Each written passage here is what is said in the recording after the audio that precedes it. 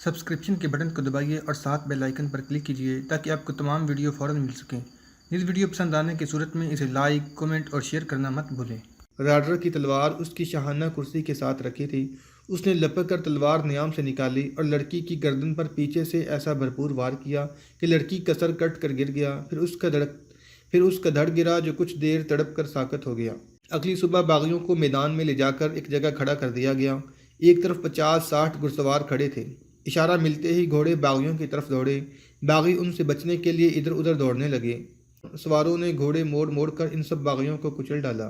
ادھر شمالی افریقہ کے دارالامارت کیروان میں امیر مصر و افریقہ موسیٰ بن نصیر طارق بن زیاد کا پیغام پڑھ کر اپنے پاس بیٹھے ہوئے عام آدمیوں کو سنا رہا تھا۔ الحمدللہ، ہم نے اپنے سے دگنے دشمن پر پہلی فتح حاصل کر لی ہے۔ ہمارے 300 گھڑ سواروں کے مقابلے میں 1000 گھڑ سوار تھے۔ اندلس کے ہر سپاہی کے سر پر آہنی خود تھا۔ ان کے ہتھیار ہمارے ہتھیاروں سے بہتر تھے۔ اللہ نے مجھے فتح کے حصول کے طور طریقے بتائے۔ میں نے اللہ عز و جل سے روشنی لی۔ تیر اندازوں کو درختوں اور چٹانوں پر اور گھڑ سواروں کو چٹانوں کے پیچھے چھپایا۔ پھر دشمن کو پسپائی کا دھوکہ دے کر اسے آگے کو گھسیٹا۔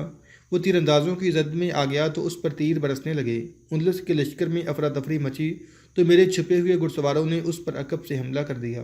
اس طرح اللہ کے 7,000 نام لیوا 15,000 کفار پر غالب آئے۔ میں پیغام لکھوا رہا ہوں اور جو میں دیکھ رہا ہوں وہ امیر محترم کے دیکھنے کا منظر تھا، اور یہ منظر خلیفۃ المسلمین کے دیکھنے کا تھا۔ دشمن کی لاشیں اتنی زیادہ ہیں کہ ختم ہونے میں نہیں آتیں۔ جنگی قیدیوں سے لاشیں اٹھوا رہا ہوں، انہیں سمندر میں پھینک رہے ہیں۔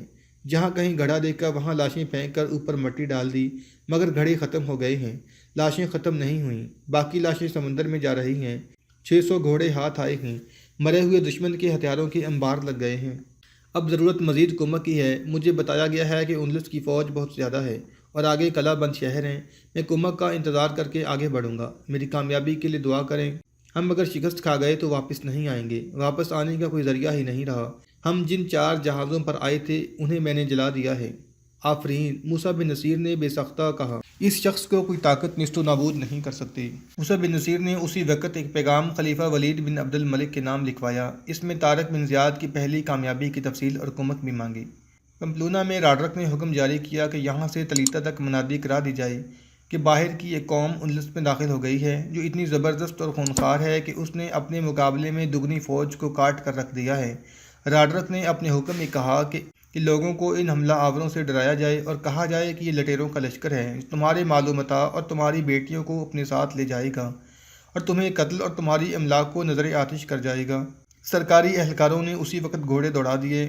وہ ہر گاؤں اور ہر قصبے کے اہلکاروں تک پیغام پہنچاتے تلیتا تک پہنچ گئے۔ پھر ہر بستی اور ہر گرجے میں اعلان ہونے لگے، کسی ملک سے سمندر کی طرف سے لٹیروں اور قاتلوں کا بہت بڑا لشکر ہمارے ملک میں داخل ہو گیا ہے۔ اس نے ہماری بہت بڑی فوج کو تباہ کر دیا ہے اور طوفان کی طرح آگے ہی آگے بڑھتا آ رہا ہے۔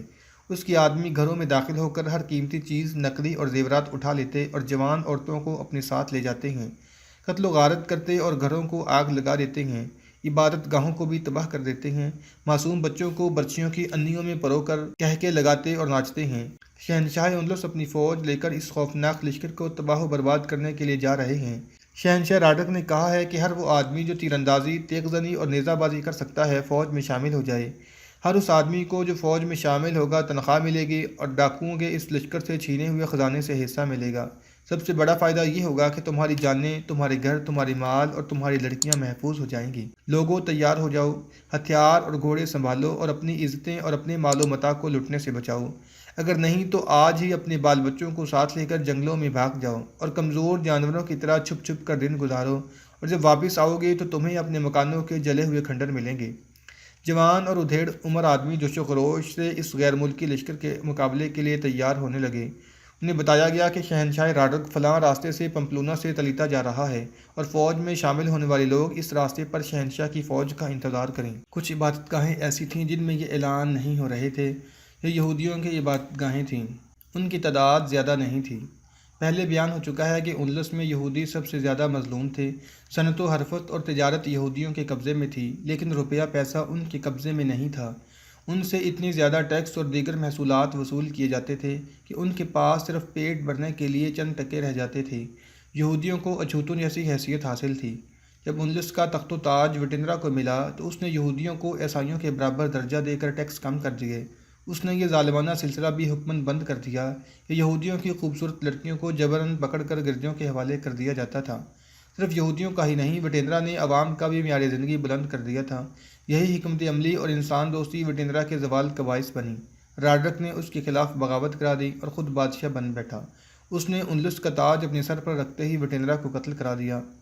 اب جب گرجوں میں شہروں کے چوکوں میں بستی بستی کریا کریا اعلان ہو رہے تھے کہ غیر ملکی حملہ آوروں کو تباہ و برباد کرنے کے لیے لوگ فوج میں شامل ہو جائیں، یہودیوں کی عبادت گاہوں میں کچھ اور خسر پھسر ہو رہی تھی۔